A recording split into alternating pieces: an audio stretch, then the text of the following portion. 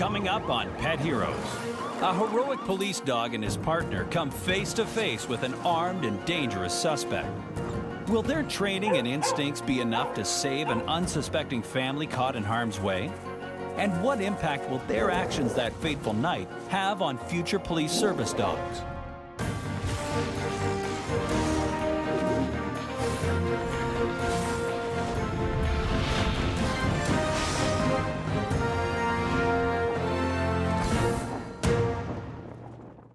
Hi, I'm Jason McCoy, and welcome to Pet Heroes. Our pets often leave lasting impressions, and their legacies can live on long after they're gone. Well, let's look at the extraordinary story of a police dog named Seir, whose life and legacy continues to impact future generations of service animals.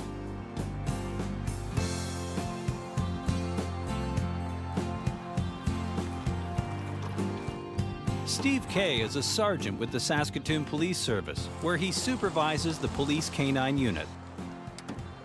As far as he's concerned, there's no better place to live and no better job to have.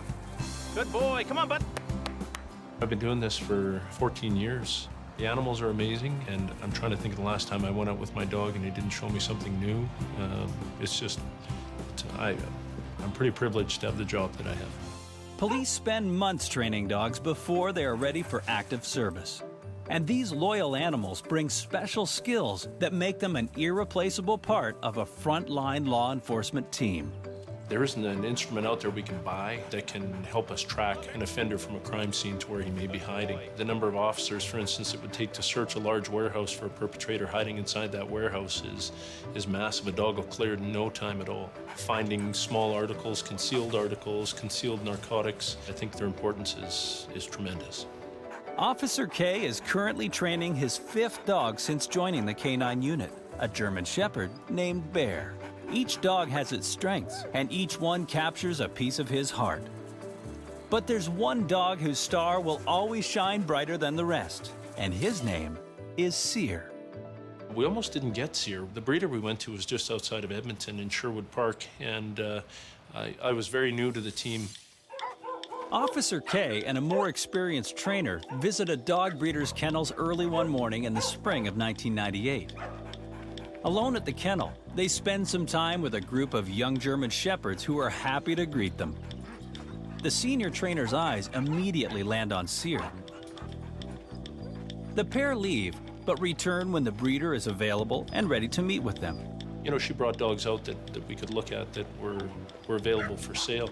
I was just new dog handler, you're overwhelmed. Hey, they all have fur, right on, I want one. But our trainer said, you know, there's one dog that you're not showing us. Our trainer saw something in him, whether it was his drive or how he presented himself, and the breeder said, oh, and he's not for sale. Seir, as it turns out, is the breeder's personal dog and her daughter Jacqueline's best friend. But even at the young age of 5, Jacqueline knows her buddy was born to track down bad guys and protect the innocent. After Officer K promises to take good care of Seir, Jacqueline agrees to let him go. Officer K brings Seir home to meet with his own children, daughter Erin and son Taylor. Seir is Dad's new work partner, but he quickly becomes a beloved member of the K family. A lot of people didn't think he was a police dog. He's a beautiful, beautiful German Shepherd, just absolutely gorgeous animal. Very gentle, very quiet. He was more than content to hang out with the family. If you met him in the yard, you would think there wasn't an aggressive bone in his body. He was a fantastic dog. Seir was a great pet. He was just caring and nice and cuddly, and he'd come in the backyard with us, play around. Like, he would just go and go. He was just great.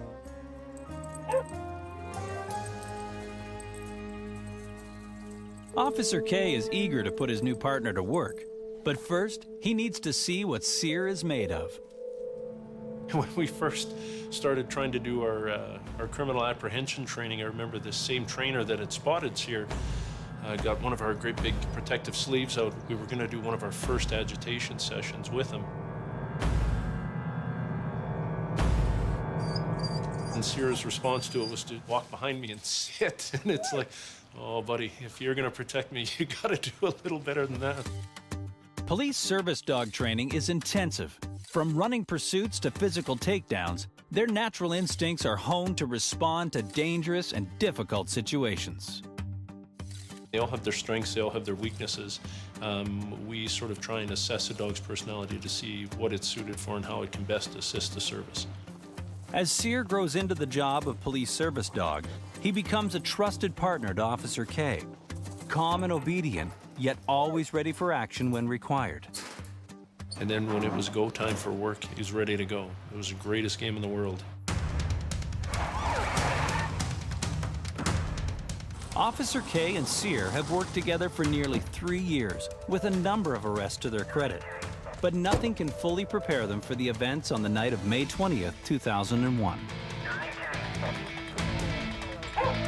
Seir and Officer K respond to a call about a domestic dispute in a quiet suburban neighborhood. There's a warning from dispatch. Proceed with extreme caution. Firearms may be involved. It's the kind of call that Officer K and his unit dread the most, because there's no telling how dangerous the situation may become. Coming up, can Seir put an end to a dangerous standoff between police and an armed man?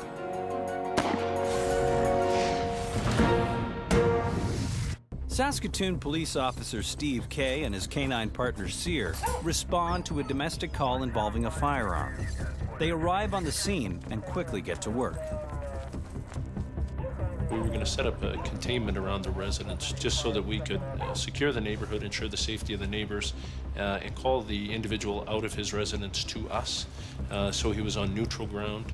Just as police are getting into position, the suspect makes a surprise move. Garage door in the house opened, and the suspect's truck came out of the garage.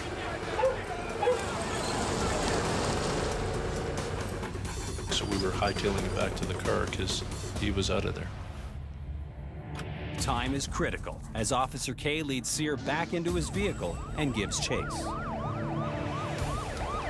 Seir and Officer K join 2 other squad cars in a dangerous high-speed pursuit of the suspect that soon heads out of town onto country roads northeast of Saskatoon. Outside the city, RCMP units are called to join in the chase that sees the suspect flee at speeds of up to 160 kilometers per hour. The Mounties lay tire spikes across the road in an effort to cripple the suspect's speeding truck. They were successful in deflating the tires on the suspect vehicle. So the speeds dropped down as his tires started to deflate. The suspect's vehicle grinds to a halt in a field near a farmhouse with an innocent family inside, oblivious to the threat nearby. As soon as we stopped, I wasn't sure if he was going to immediately flee on foot. It's a wild card. We have no idea what's going to happen at this point. The suspect is a recently bankrupted businessman who has been served an order barring contact with his wife. In other words, he's a man with nothing to lose. And it was at that point that he exited the vehicle and we all saw that he had a handgun in his hands. Officer K and his colleagues know they must not let this ticking time bomb get to the farmhouse. Seir is poised and ready for action. All his training and work with Officer K over the past 3 years is coming to bear in this one risky moment. Seir knows exactly what to do, but what he cannot know is that the silver object in the suspect's hand presents a lethal danger. Initially, we took a position to cover up. Once we saw that there was a firearm involved, I was holding Seir here, and he was kind of peeking around the front corner of the car. It was important that the dog, have an idea, a visual observation of the suspect.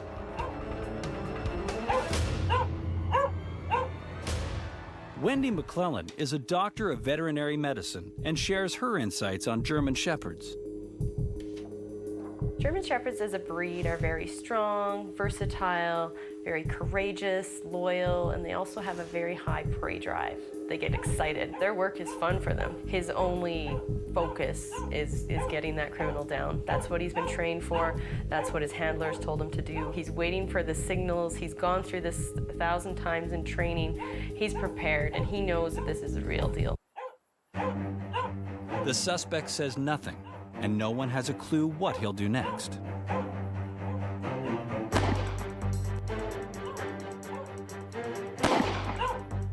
raised the pistol up above his hand and discharged 2 rounds in the air, and then had his arm come down by his side. And just, it was almost surreal. He just sort of stood looking at the members that were behind him. Clearly, the suspect is unstable and unpredictable. Acting as if the police are powerless to stop him, the suspect turns away and heads toward the house, making a bad situation even worse. We can't have these people be put in jeopardy by allowing that individual to walk to their residence. As the suspect turns his back to the police, Officer K knows that it's now or never. There was a pretty small window of opportunity there where he wasn't facing us. I thought Seir might be able to help us.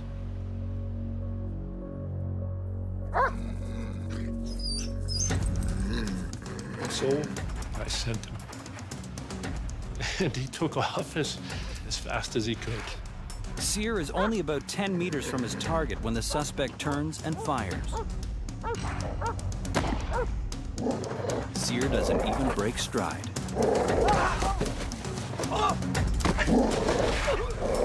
He'd hit him pretty hard, and he was gripping him, hanging on. But that's when this fella took his pistol and held it right against the side of Seir.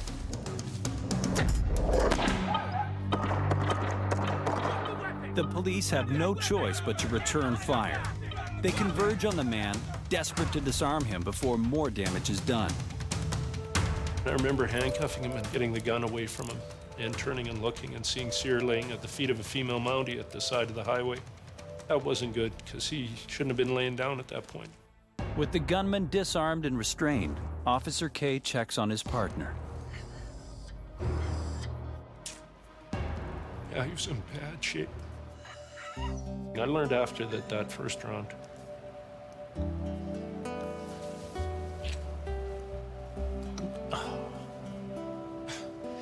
It went right through his heart.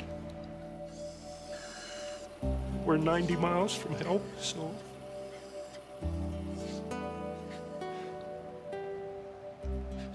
Just, held him while he died.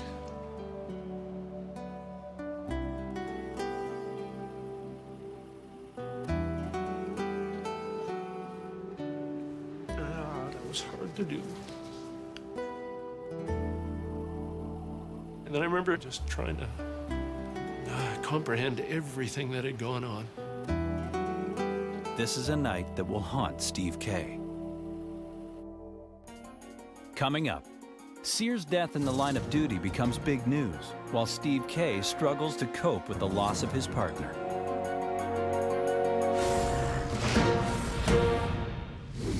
Officer Steve K and his canine partner Seir are called to a situation involving an armed gunman. During an heroic takedown, Seir is shot and fatally wounded. News of the incident spreads like wildfire. Our top story, a high-speed chase involving police. Police has resulted in the death of a canine officer named Seir. Seir's heroic sacrifice has been met with great sadness in the Saskatoon area. Officer K recalls going home the next morning as one of the most difficult and lonely drives of his life.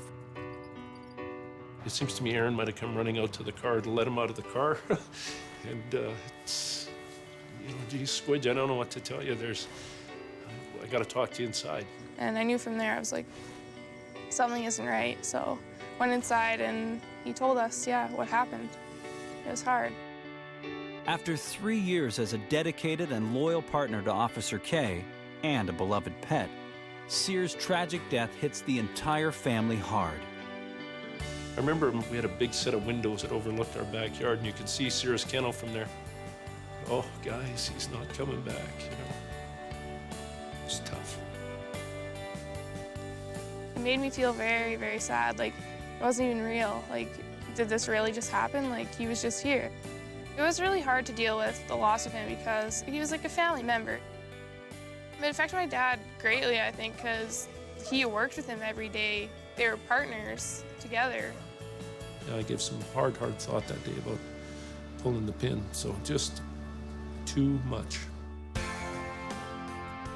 Meanwhile, Seir's tragic death is met with an outpouring of support from the citizens of Saskatoon. Steve K may have been Seir's handler, but Seir was Saskatoon's dog.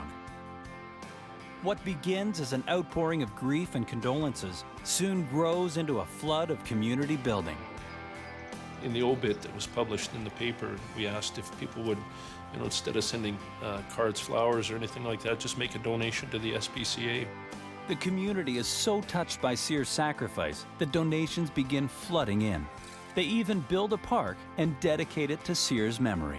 If you look at the park they built out there in memory of Seir and the run area, where now people who are potentially going to adopt a dog can take it to this run area that our citizens donated money in memory of Seir to assess a dog. It's phenomenal. And the park is only the beginning. The inspiration keeps coming. David Dubé and Heather Ryan are Saskatoon entrepreneurs well known for giving back to their community. They're also big animal lovers who are especially troubled by Seir's shooting. Well, I first heard about Seir's story. I was driving to the north end of town, and it came over a radio broadcast. And I sat there and I thought, there are ways to make sure that this doesn't happen again, or sure as heck doesn't happen as often. How tragic, to have a life lost in the line of duty like that. That night, the couple sits down and begin wrestling with the question of how to make things safer for Saskatoon's canine unit. What can they do to help avoid future tragedies involving weapons and dogs like Seir? After a lot of research and legwork, they approach the canine unit with an offer to fund, on an ongoing basis, bulletproof vests for each dog, but only if the unit wants them. Let's just see. You can try them out, and if the officers don't like them or the dogs aren't comfortable in them, we understand, but it's a no-risk opportunity to try to provide extra protection. The same protection that, our officers have, it would be great to have our canine officers have. The vests David and Heather are willing to invest in are Canadian-made and have been embraced by canine squads, search and rescue teams, and military units worldwide. I think the more protection we give them, the more it puts in the minds of the criminals that they need to respect the system, they need to respect the officers and follow their instructions. Offering the same protection as vests worn by human SWAT team members, the canine vests have saved service dogs from all manner of attacks, from pitchforks to Molotov cocktails to close-range gunfire. Once the Saskatoon handlers try the vests out, there's no going back.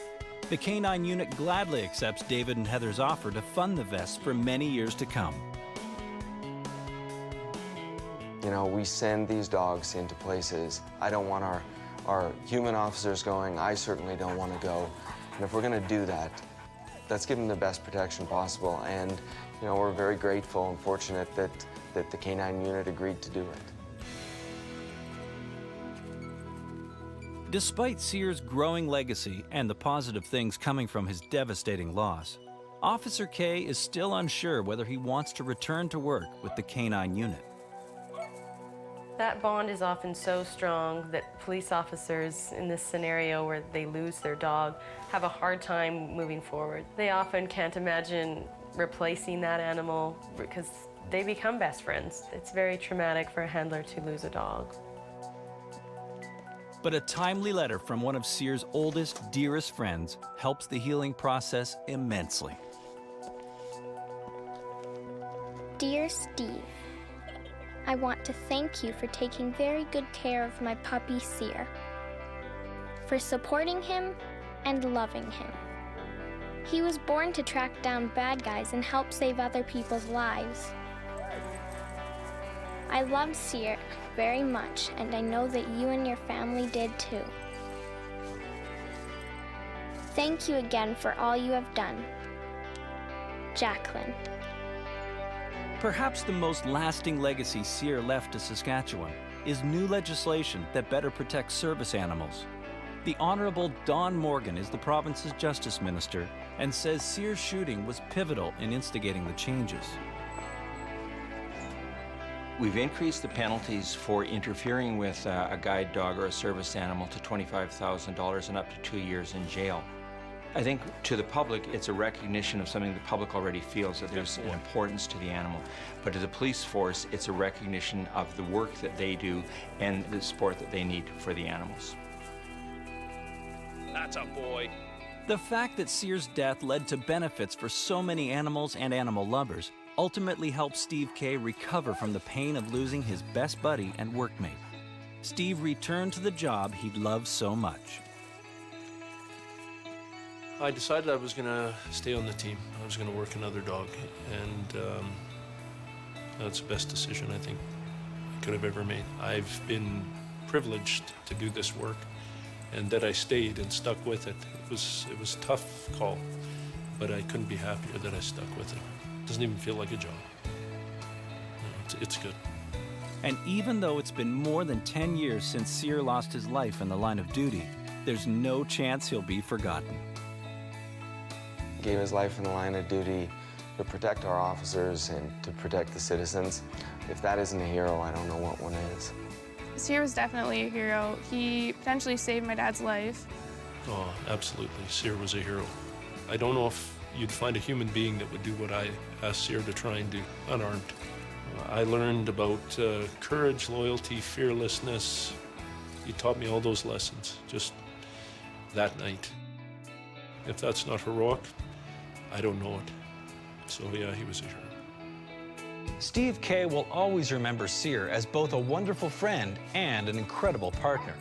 Though Seir's life was cut short, his legacy has improved the fate of future generations of service animals. Through the bulletproof vest donated in Seir's honor, other police dogs now benefit from enhanced safety. And the law inspired by Seir's sacrifice provides service animals the protection these dedicated companions deserve. For more information, visit cmt.ca/petheroes.